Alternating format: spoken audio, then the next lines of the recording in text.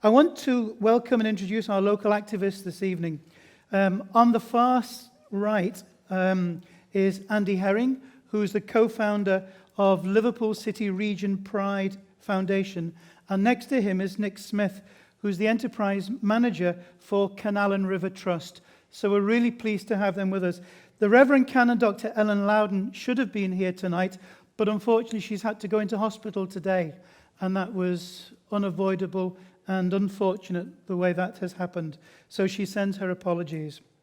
I also want to thank our sponsors who have made tonight possible and the whole series, the Regenda Group, Promenade Estates, and Planet Intelligent Environments.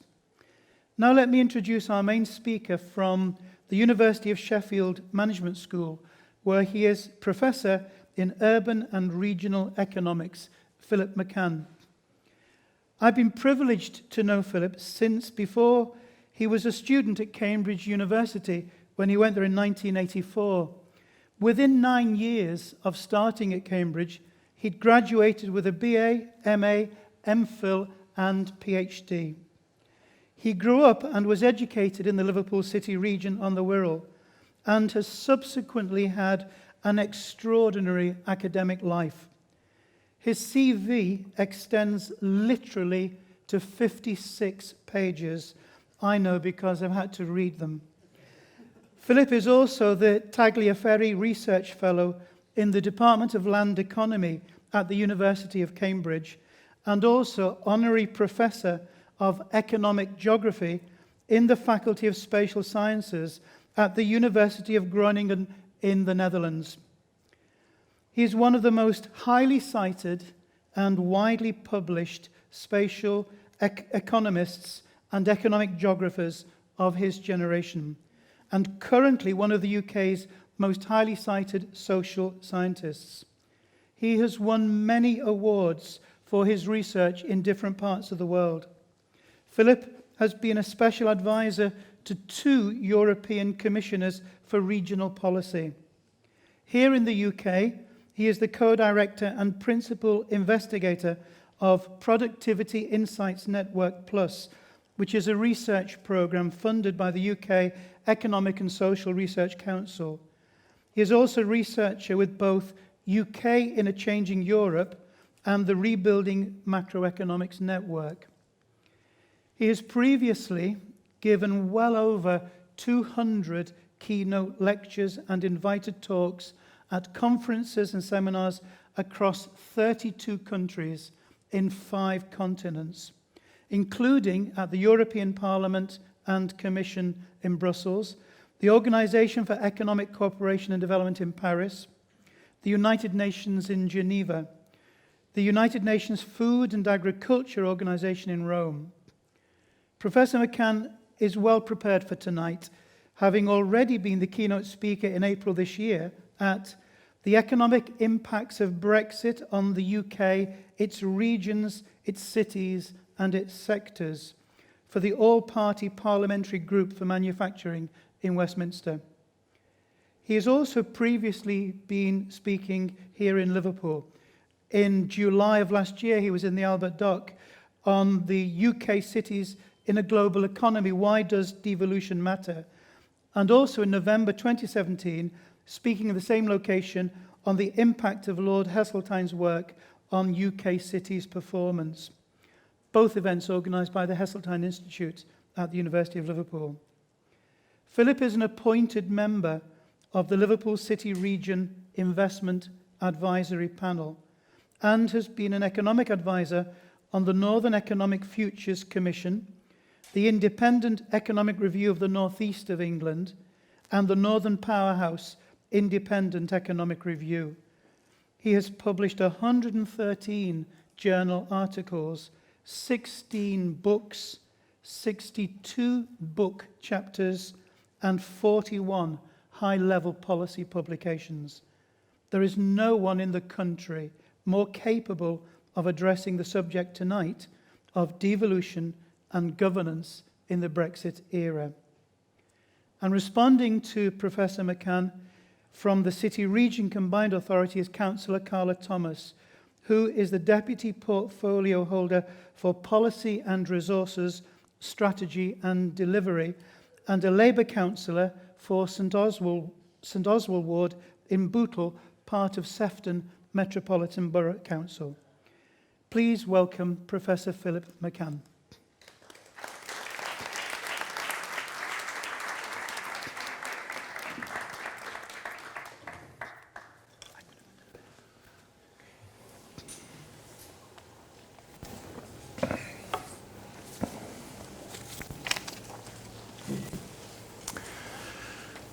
Well, firstly, I'd like to say thank you very much to the organisers for inviting me to come and speak. I had no idea Jerry was going to say all that stuff. But yes, I'm from here. This is part of the world I was brought up in, and I still have family, and many of my dearest friends still live here, and some of them are here tonight. So what I'm going to try and talk about is the governance, devolution, city region, all that stuff. But I'm not going to talk about Liverpool per se, because you know way more about the details on many of these things than I do. What I'm going to try and explain is why we're doing all this stuff. Why is all this stuff happening? Why is it happening in the UK? What's the context? Behind the scenes, where does all this come from? And also, where do we think it might be going? And what are the things that will shape the way these things go? So I'm going to try and give you a picture of the context. Now, the context of these things is extremely complex. So I'm going to talk under the title, the UK regions and cities. The point is you can't talk about cities in the UK without talking about the regional problem. They're intrinsically related. And from the perspective of both economic and governance challenges of devolution, that's what I'm going to try and get at, but the story behind that is complicated. And I've spent more than half my career actually outside of the UK, and I spent all of my career working on these problems. Every single paper I work on is a combination of economics and geography. I work on the economics of geography or the geography of economics. Everything I've ever read is about those issues. But the UK defies categorization. Angus Madison, who developed the first OECD worldwide tables on the history of economic development, he used to say back in the 1970s, there's four kind of countries in the world. There's developed countries, developing countries, Argentina and Japan. Because you just couldn't categorize Argentina and Japan. They just weren't like anywhere else. Well, there's still some truth in that. It's very hard to categorize Argentina, really with respect to anywhere. Japan, again, has characteristics, but I always say now the UK is in a category of its own. And even though I've been working on these things for 30 years plus, it still took me 10 years to try and articulate the reasons. And then when eventually I put this together, and obviously I've published many, many different things, I ended up articulating this in a book. It took me 570 pages to explain the problem. It's got 2,000 references in it. It's got enormous quantities of data, and I had people from all over the world helping me, who in their own right are extremely well known. And I'm going to try and explain what the problem is, the scale of the problem, the nature of the problem, where we are today, and therefore why we've got all this city region stuff. So the background, the context, where we are, and where we think we might be going, or where we would like to go. I should also be very clear, I am not political. I'm not a politician. I'm not involved in any political activity. Simply, it's not my expertise. What I know about is what the numbers say. I know what the data says, and I know how to analyze it. That's what I'm going to explain, okay? So it's not a matter of kind of normative, as we talk about, kind of political views where people have preferences for different types of things. Those are obviously completely valid. I'm just trying to explain what the evidence tells us. And everything I'm going to talk about today, I have published or is based on work that other people have published. And if anyone's interested, I can point you to everything. It's not a difficulty. Okay, so I'm going to go, and I'm going to go quick. I'm going to go quickly because there's a lot of material I've got to pull together quickly. Jerry's going to be a very tight referee on me, right? You're going to give me 10 minutes and 5 minutes. So here we go. Starting point. Nobel Prize 2008, Paul Krugman, who I would say is the best economist of the second half of the 20th century. People will know him now that he writes weekly, bi-weekly in the New York Times. He's a lot of Republicans regard him as very controversial. What he did as an economist was utterly astonishing. It's very hard, if you're not an economist, to understand what he did. But he had a great comment. It was in a book he published in 1994 called The Age of Diminishing Expectations, which is in the introductory chapter, page 11. This very famous phrase, productivity isn't everything, but in the long run, it's almost everything. A country's ability to improve its standard of living over time depends almost entirely on its ability to raise its output per worker. So a lot of my work today is on the problem of productivity, because the UK has a huge problem of productivity growth, performance. Productivity is how much you produce per worker, per hour, per day. It's simply how efficient we are, what we can do. This very small, pithy comment in a very big book has actually stood the test of time. There are many critiques of these things. It's not perfect. But this is the way I'm going to look at the problem, because it's the only way to understand this particular problem. What is the problem? In terms of the geography of the UK, the regional system, the UK, by both OECD-wide, which is the industrialised world, and European standards, displays extremely high interregional productivity imbalances and inequalities. And these inequalities are as big as the whole of the Eurozone. And I will be telling you tonight lots of things I know that none of you will know. Most of you will not know that point. At the productivity levels of what we call the NUTS 3 level, the OECD TL3 level, which is population areas of around 500,000, the variations in the UK are as big as the whole of the Eurozone. Imagine that. And when you think about arguments about whether we should or shouldn't have joined the Euro, put it in that context. That's how big the differences are. And those differences are reflected in incomes, wealth, employment status, job tenure, health indices, quality of life and well-being indices, artistic, cultural and heritage assets, town centre viability, education, research assets, infrastructure provision, political and media profiles. The variations are gigantic in the UK. And they are of a particular form. They are what we call a core periphery problem. There is a core of the economy, which is London and its broad hinterland, and there is a periphery, which is everybody else. The exception is Scotland. Scotland is the quiet success story, but of course, you're not going to shout about that too loudly if you're in Scotland, politically, particularly if you're trying to put across an argument that you're kind of left out or not acknowledged. Scotland's done very well in the last 25 years. But the rest of the UK has struggled enormously. Why? Because the impacts of modern globalization started between 1988 and 1994. What happened? 1988 was the new constitution in Brazil, the new currency, the real. 1989, of course, the Berlin Wall came down. 1990, Mandela came out. The second industrial reforms in both India and Indonesia was 1991.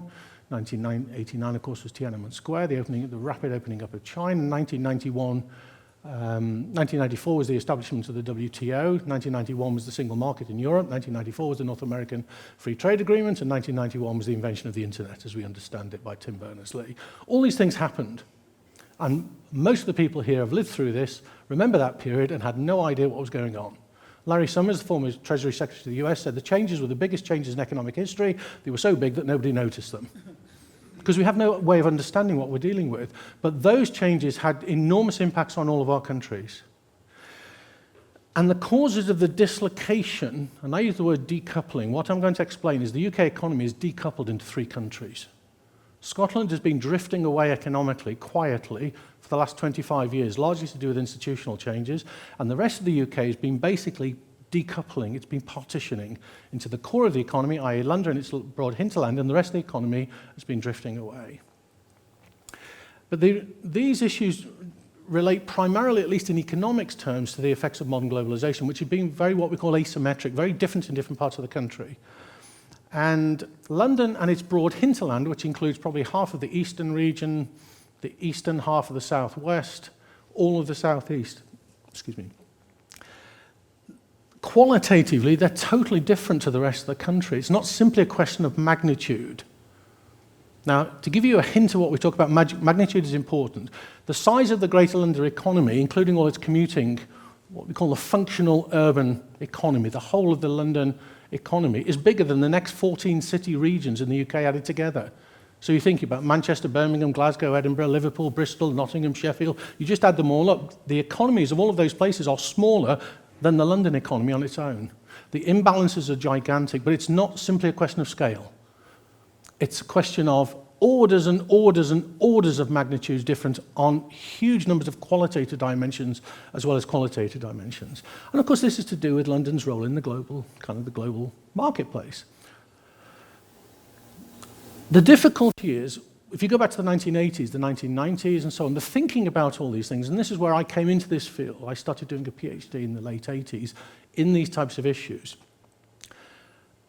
That the assumption was, or what people imagined, and this was broadly held, it wasn't one particular political party versus another, or one particular institution versus another. It was just a widely understood or held view that what will happen is the structural changes that take place in one part of the economy will transmit to all parts of the economy. So you get very quick spread effects, diffusion effects, trickle-down effects, whatever you want to call it.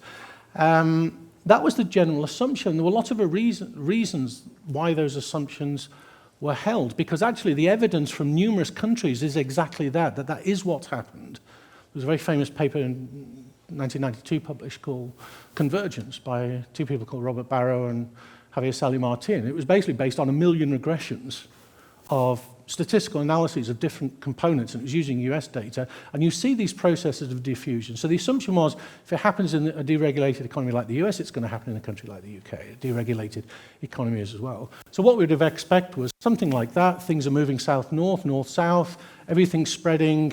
As one part of the country picks up, that would spread to others and so on. Convergence was observed for many years in many countries, and it was also observed in the UK briefly, and then it stopped and has gone into reverse. So actually, we assumed that we would be there. What we've seen is this, and we don't know why. But the reality is the UK has become an economy which is, I use the word decoupling.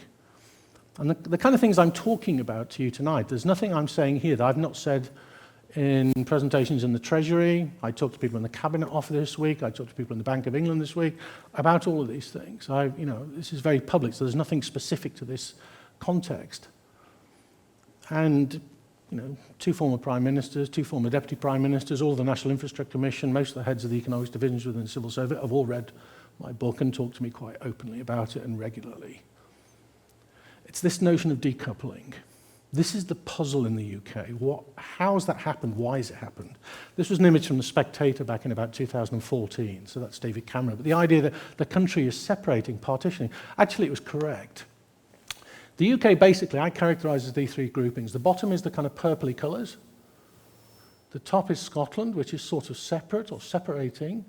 And then the rump is the middle, which is the northwest, the northeast, Yorkshire and Humberside, East Midlands, West Midlands, Wales and Ireland. And the country on so many levels has partitioned over the last 30 years. This is just what the data tells us. The difficulty with that is that while that might be reasonably obvious for many people from, let's say, the Liverpool area, who've kind of lived through the last 30, 40 years of structural change, would not find that comment particularly surprising. For many people in other parts of the country, this is either news or they simply don't believe it. So quite recently there was a debate by Jeremy Vine on the radio. Many of you will know. Andrew Neil, he's a very well-known journalist and broadcaster, who basically picked up on some work by a so-called fact-checking website. I have no idea what a fact-checking website was until I was asked to look at this, because this is something that ended up on Twitter and in the news and so on, basically say, well, there isn't really an interregional divide in the UK, and there exists, and where it does exist, it's basically about the same as in any other country. I had a lot of people contacting me, including some people who are very, very senior, said, you've got to write, you need to do something about this. So I ended up doing a whole piece on this that became published, and then went around all the newsrooms and so on. It's complete nonsense. The divide in the UK is huge. But when you've got people in very senior positions of influence who themselves have no idea that there is such a thing, then you realize we have a problem. It's a problem of narratives. So much of the problem of the narratives in the UK is because of the fact that our whole institutional governance system is so centralized that basically what you have is people all in the same setting, always talking to each other. And if you're living your life in the London and the wider arena, and you're coming up with ideas and so on, policy suggestions, ideas, observations. Of course you're doing all the time is you're also basing them on your 24/7 lived experience. What you're doing is you're talking about your own life. What you do is you talk about your own life, whether you're in Hackney or in Walthamstow or in Harrow or Richmond. You're basically looking at the world where you're all in the same place. You have no idea about the context outside because either you don't go there, or if you came from there, you only go back occasionally, and you don't particularly spend your time looking at data about those places because actually you're dominated by your thinking about the place you're in. So the test I always say is read an article from any of the national newspapers on economics, and then where it says UK or Great Britain, cross it out and put London, see if it works. 9.5 times out of 10 it'll work beautifully. Then cross it out and write Sunderland. It'll work maybe once in 100. Why? Because we are so monocentric in terms of our political and institutional narratives that we actually have no idea who we are. So, how many of you know, be honest, that the UK is the 13th or 14th richest country in Europe? Nobody. Former Prime Minister didn't know that when I spoke with him about it. No idea. No idea. But the data's all there. It's nothing new. We don't know who we are.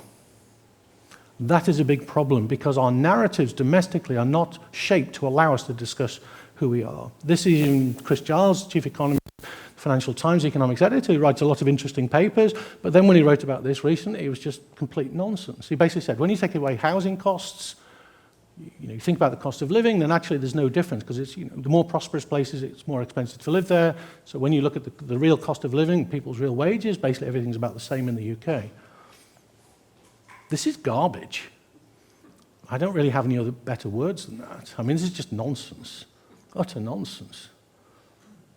Even in, highly reputable think tanks like the Resolution Foundation write this rubbish. I don't know where to start. Well, I do, but it would take me 5 hours to get the argument across. But basically, this is nonsense. But this is the kind of stuff that people feed off, and this goes around all the newsrooms and so on. Where are we at today? Andy Haldane, Chief Economist of the Bank of England. If you're interested, go onto the Bank of England website and look at his public lectures. They are absolutely brilliant. Has a whole series of public lectures. He describes the UK economy today as an economy which is a hub with no spokes. He asks questions, is all economics local? He talks about red car versus blue car. Red car was the pun on the Red Car Steelworks, because the talk he gave was in red car at the time. The idea that you've got completely different cars going in different directions on different roads. He talks about the problems of institutions and governance. How do they influence knowledge diffusion? This is what the problems are all about. So how do we know where we are today? I'll give you some numbers, I guess. Very few will be aware of these things. Just under half the UK population today live in areas whose productivity, in other words, prosperity, is comparable to the poorer parts of the former East Germany. I'm not including Berlin, that's way richer. The poorer parts of the former East Germany is comparable to about half the UK population living today. We are comparable, we as in half the UK, in terms of prosperity, living standards is comparable to most parts of Slovakia, parts of Slovenia without the good food and the wonderful weather. Poorer than the US states of Mississippi and West Virginia. I remember the last presidential election, Channel 4 going down to see all these poor miners in West Virginia. Are you guys going to vote Trump? Da, da, da, da. All I could think was, why are they going there? Why do they go to Blackpool? Why do they go to Barnsley? Because West Virginia is richer than Blackpool and Barnsley, and actually whole swathes of the north of England and the Midlands. Why are they going there? Because they were going there because the image was, of course, Hicktown, poor people in America. Saying, well, they're actually relatively rich by UK standards, at least in comparison to whole parts of the UK. If you look at multidimensional living standards, all the OECD data, the southeast of England is in the top quartile, the top 25% of OECD regions. London, southwest and east is in the second quartile. In other words, the top half of living standards, broadly defined in terms of multidimensional living standards, including health, well-being measures and so on. The rest of the UK, which includes the north of England, is in the third quartile. We're between the 50% and 75% grouping. We're in the bottom half, we're in the top half of the bottom half, with a third quarter down. It's about 55% of the UK are in that condition. But do we have political narratives where immediately we say, okay, we compare what they're doing in Slovakia? Let's see what they're doing in Mississippi or West Virginia. What about Alabama? It's got almost exactly the same multidimensional living standards as most of the UK. Do we compare ourselves with those? No, we compare ourselves with the US, Germany, etc., etc. Productivity, prosperity differences today between Germany and the UK is about the same as between us and the Czech Republic. That includes the South and London. Between the US and us today is about the same as us and Turkey. We talk about ourselves as though we're in an arena of competition, which is completely unrealistic. We're nowhere near that, unless you're living in the southeast of England. Then you are in those levels. That's the problem with the narratives. It's talking about people who live down the road. It's their life experiences. It's completely correct. Absolutely correct. When you look at all the measures of inequality, what you get is the UK and a whole series of things. I've published all this. If anyone's interested, it doesn't really matter how you measure it. All different indices, what you see is that we're the most interregionally unequal country in the industrialized world. Why is that important? To explain it is because of this problem of narratives. We have no idea who we are. And the best description of this in a colloquial sense was in 2013 by The Economist. They described the UK. How to understand the UK economy is basically the relationship between rugby league and rugby union. To an outsider, they look exactly the same game. Egg-shaped ball, run along, fall over, pass the ball backwards, try and get over the line, kick it between the posts. Everything looks identical, right? My wife is Spanish. I've tried to explain the difference. It's impossible, right? And, eyes glaze over. But for people who play rugby, different rules, different number of players, different pitch markings, different training systems, the physical structure of the players is even different, because the techniques, the way they do the scrum is different, all the rules and all the strategy is different.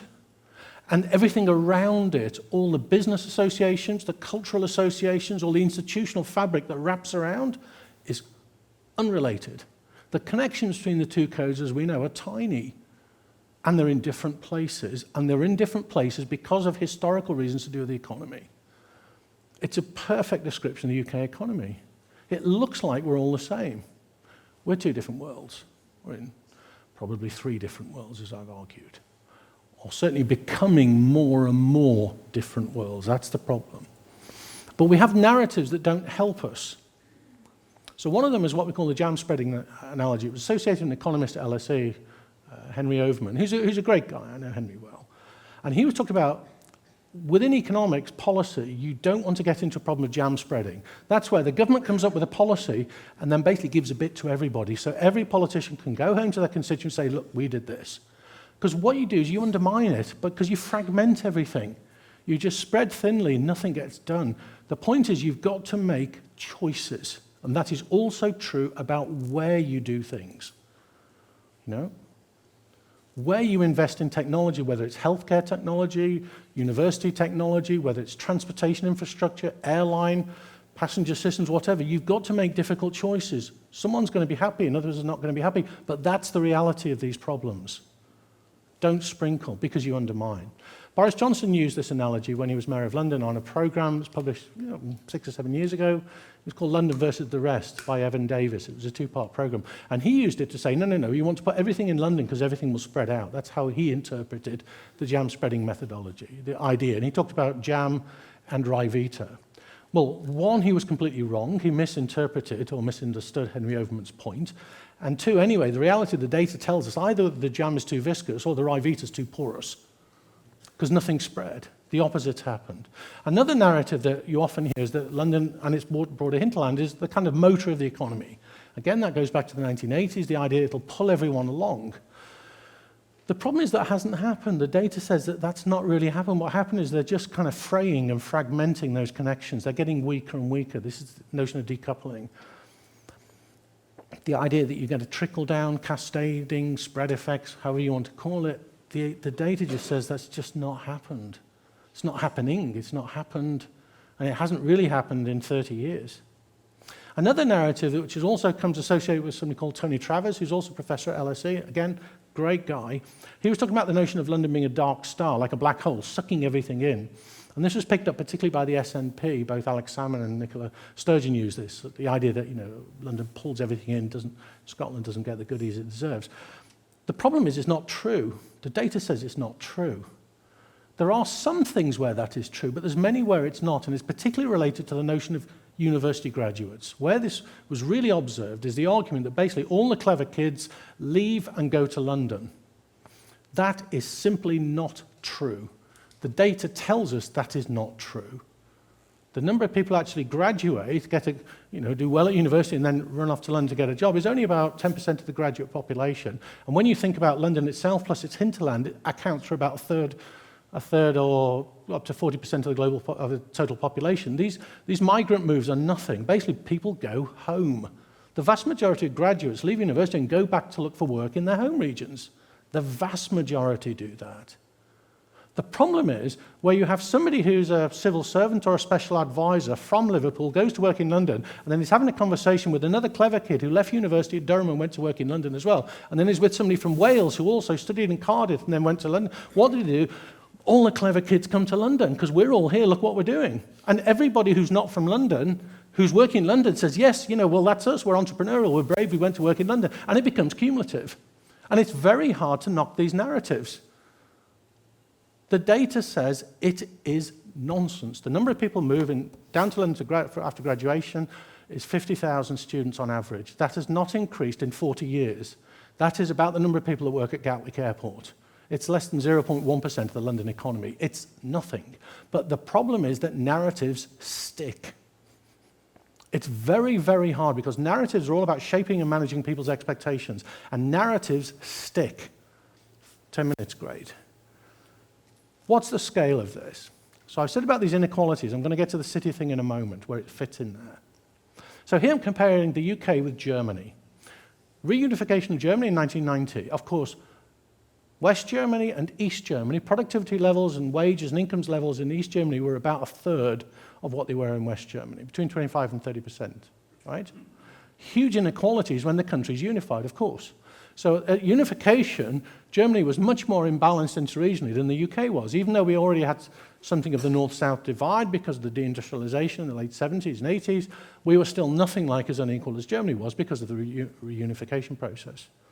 But then as Germany integrated, it also became much more equal because the East started to catch up, partly because it was cheaper, so you get a lot of investment going in, but also enormous fiscal transfers between the West and the East. At the same time in the UK was going through big, profound changes. There was a bit of stuff done on the regional level. But what happened was the countries basically crossed. So if you look at the ratio of, say, the productivity levels, the prosperity levels of the top 10% of the population versus the lowest 10% of the population, Germany was more unequal in the 1990s, but by 1997, as you can see, the UK crossed Germany and just continued to increase. And the reason there's two lines for each country is because of what we call the system of national accounts was changed internationally between the 93 accounts and the 2008 accounts. So basically, it doesn't really matter. This is just a standard international comparability. But basically, you get the same story. This is on one measure of inequality. This is on another. This is top 20% versus bottom 20%. They crossed in 1999.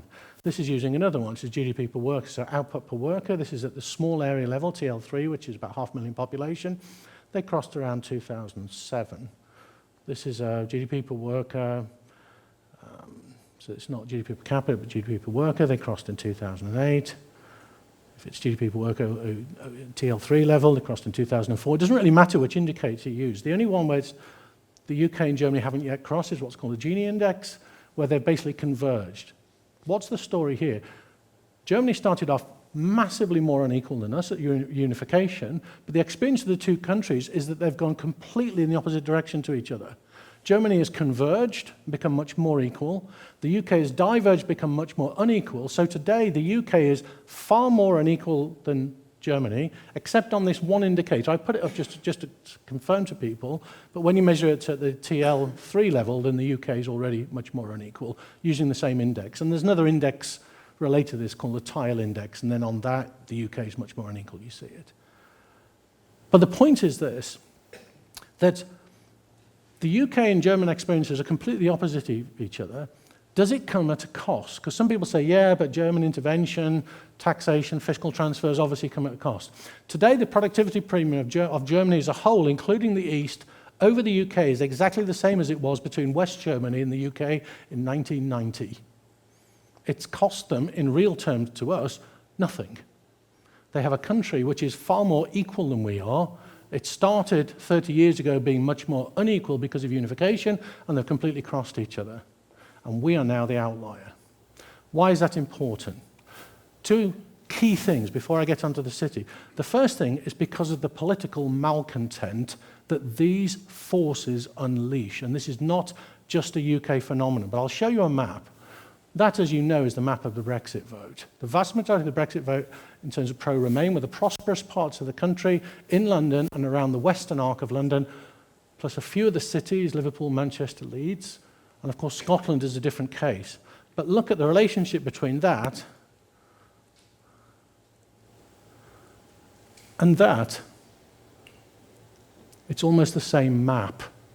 When I published this book in 2016, in the book you'll see, I said, if this is going to happen, this is what it will look like.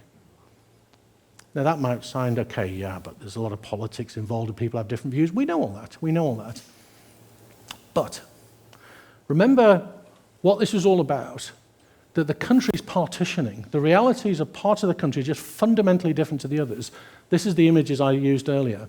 And of course, one of the issues, one of the narratives, which is a very important narrative, is the idea of the metropolitan elites. The cities get all the goodies. Yeah? And one of the big narratives in the Brexit referendum, 5 minutes, is about the metropolitan elites, are the ones who get all the goodies of Europe. Everyone else feels left behind. And so what emerges is what we call a geography of discontent. Now, it's not just a UK phenomenon. I'm going to show you in a second that it's in multiple countries. But this is what the outcome of voting tells you. On the horizontal axis is the proportion of people in each local area that voted leave. These are nuts 2 calculations in terms of the areas. And on the vertical axis is the... Whoop. Is that me? Is it working? Can you hear me? Okay, I don't know what happened. On the vertical axis is the direct dependence of those regions on European markets.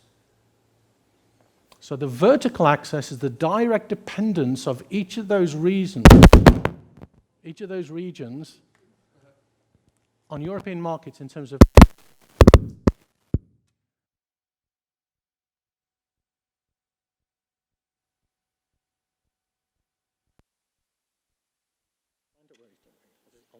That's fine. Is this one working? Yes.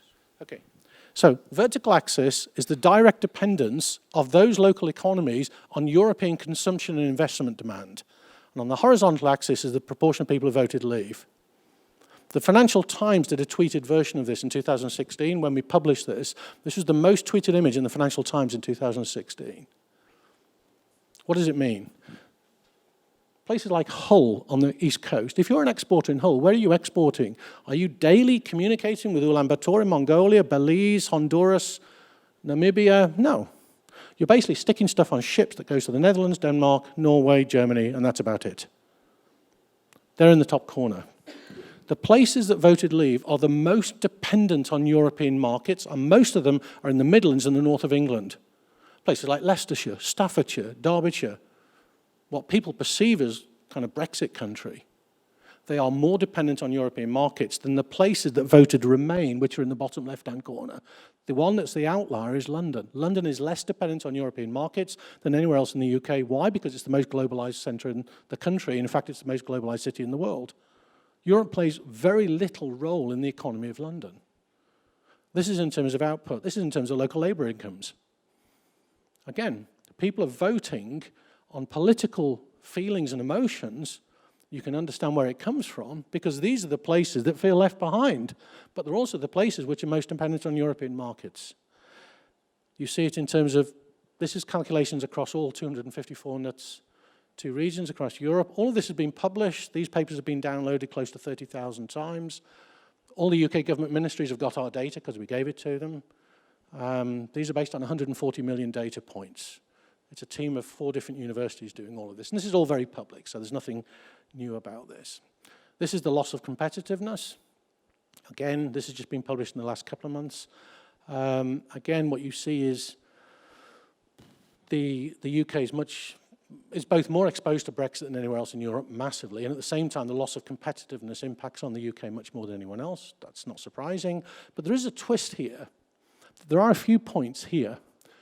These yellow areas here, What Brexit is almost certainly going to do, and I'm very public when I talk about it because we have all these data, and these data have been subsequently confirmed by the Bank of England, the Treasury, OECD, but our team was the first to do it. The inter-regional inequalities will almost certainly increase because of Brexit, because the places which are the most affected are the places which are economically the weakest. What we know now is also the intra-regional inequalities will increase for the same reason, but that's more complicated analytically to demonstrate, but our work shows that. So the places which have got the most to benefit from a good deal are actually the places which are already more prosperous. Because for the places which are less prosperous, it doesn't really matter what deal you get. Once you're out, you're out. And those are the places with the least resilience to respond. So if you take a place like Barnsley in South Yorkshire, the exposure to Brexit is extremely high. Do they have the toolkit to be really smart and restructure as a world-class centre post-Brexit? I don't think people in Barnsley think that. That's where we are today. That's the reality of many parts of the UK. I could go on more, but I'll stop. But my point is this: how people vote is related to the experiences of their own communities over many decades. It's not just over 1 or 2 years, and it's not just one president or one prime minister. Here's the data from the US, the presidential vote last time round. Blue is the vote for Clinton, red is the vote for Trump. Not a single city in the United States of over 1 million people voted for President Trump, except Fort Worth in Texas, and that depends on how you draw the county boundary, Fort Worth. What you see is all the blue skyscrapers are all votes for Clinton. New York, Washington, Los Angeles, Seattle, Denver, Chicago, Dallas, it's all the cities. Why? Because the partitioning in the United States is not a regional one. It's big cities versus small. There's more. I'll jump on here because Jerry's doing this. This was evidence from Austria, Italy. You basically get the same problem. Where are we at today? In the UK, we have almost a perfect mismatch between the inequalities geographically and the prosperity of places and the governance system of the country. Because the governance system of the UK is the most highly centralized of any country in the industrialized world. I think many people are simply unaware of that. We are the most centralized, top-down governance system of any country in the industrialized world. We are almost entirely space blind. In other words, we don't think about regional issues, geographical issues at all. We're always rolling out national policies. But think about it. If everything in the country is more or less the same, such as New Zealand, the Netherlands, Japan, everything's pretty equal, you develop a policy for education, you roll it out nationally, well, it'll more or less have the same result in Fukuoka, Osaka, Nagoya, Hokkaido. It doesn't really matter where they are because they're all more or less the same. They're just different in size. But if you've got a country where the differences are so gigantic, any policy you come up with, the probability of it working is close to zero. It's just by chance, because everywhere is so different. So what's the natural tendency of policymakers, particularly based in London, is to develop policies on the basis of their own lived experiences, how the London economy works. Because you treat the rest of the world as being small versions of what you see locally, and they're not. So the case for devolution is all about trying to change our institutional system to better respond to the realities of where we are. There's a missing middle in the UK. We have local government, which is good for bin collection, street lighting, stuff like that, but there's nothing between local government and central government. We have counties, but they're basically cricket, and there's not much in between, de facto, in comparison to other countries. And the two countries that 30 years ago looked very like us, Japan and France, have been devolving for 30 years, steadily and carefully, so the institutions can learn how to take on those devolved roles again. We've had none of it. Until the last few years, we're trying to devolve, and we're doing it in a hurry.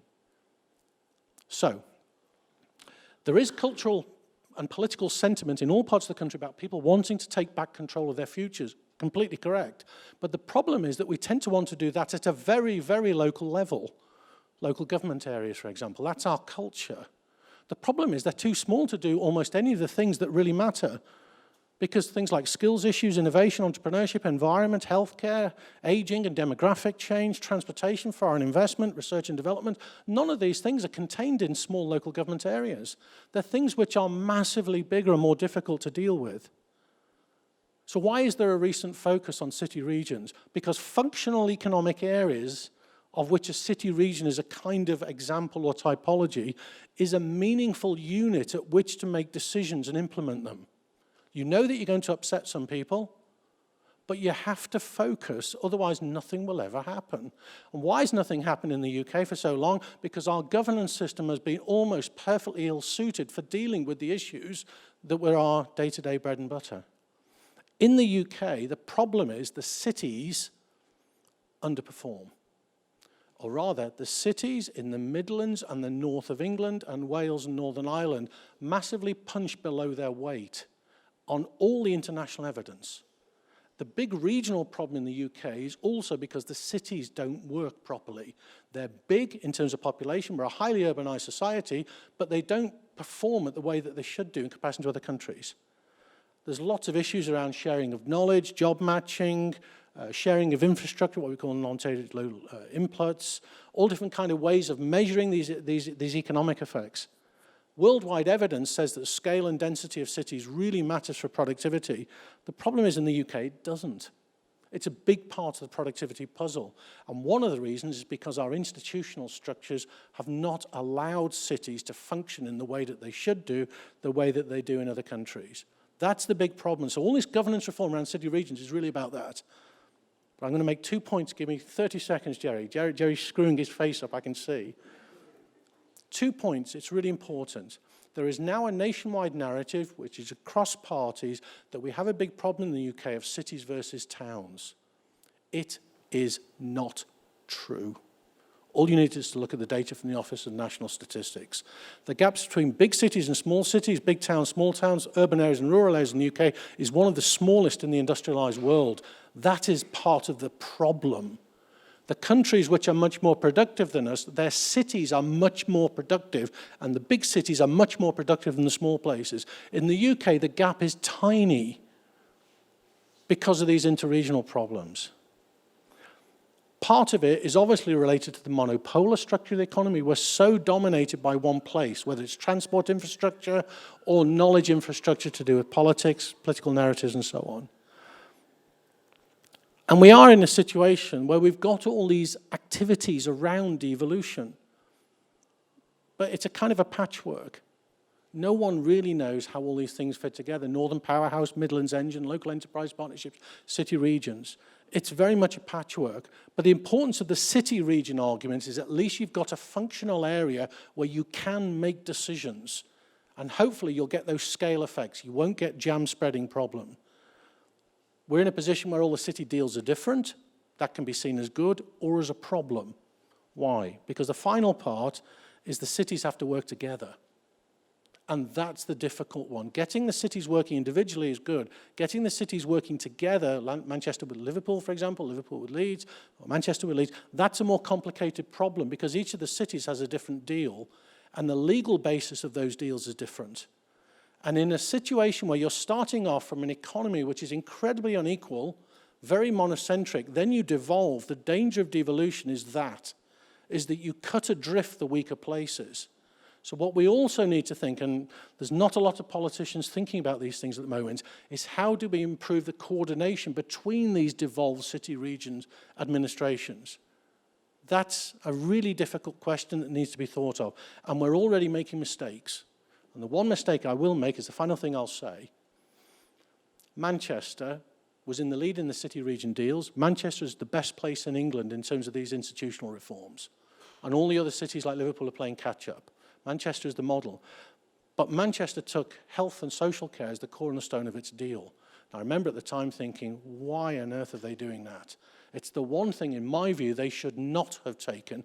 Take everything else, but not that.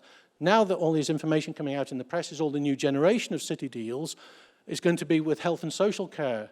All I can think of is it's the worst thing possible. Because you have to know what your demographic profile will look like in 30 years. Because if devolution continues, then cities will want to go to the international markets selling their own city bonds like US states do and US cities do. But I need to know what my demographic profile looks like in 30 years because that will be priced into the value of the bonds that I can sell. And what will happen is the market will partition the prosperous places from the weaker places. There is almost no thinking about these things going on at the moment nationally. These are the kind of critical things that we do have to think about. I could talk for another 6 hours, but I'll stop there.